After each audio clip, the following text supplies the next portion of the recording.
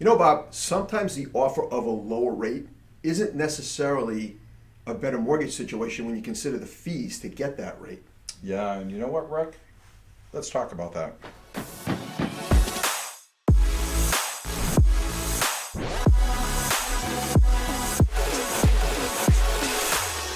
Hello and welcome to this episode of What's Their MO. I'm Rick Masnick. And I'm Bob Orlando, and today we want to talk about how getting an offer for a lower interest rate may not actually be the best mortgage offer out there. Yeah, I recently had a potential borrower comparison shopping and they came back to me with an offer from another lender that had a lower rate.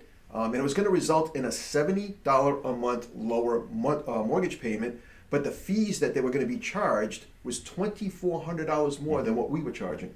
Yeah, and that might work in some markets, but not in this current market, especially where we're expecting interest rates to come down in the near future. So here's a chart to illustrate that. Let's take into consideration the fact that the difference in the monthly payment in Rick's example is $70.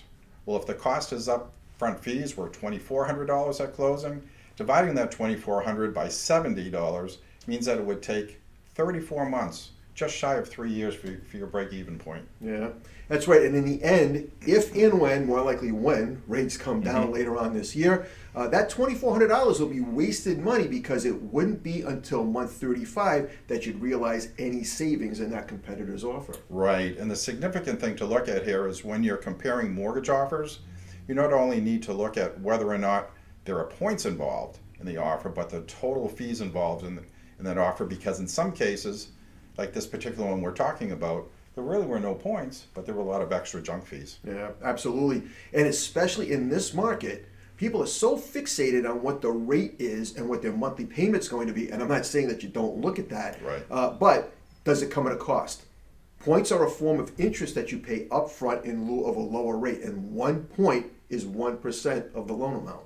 Yeah, so you can't look at a mortgage plan and say, this is $60 a month less, but if you're taking out, say, a $400,000 loan and you're paying 1 point to get the savings, that 1 point equals $4,000. Or like Rick said earlier, 1% of the loan amount.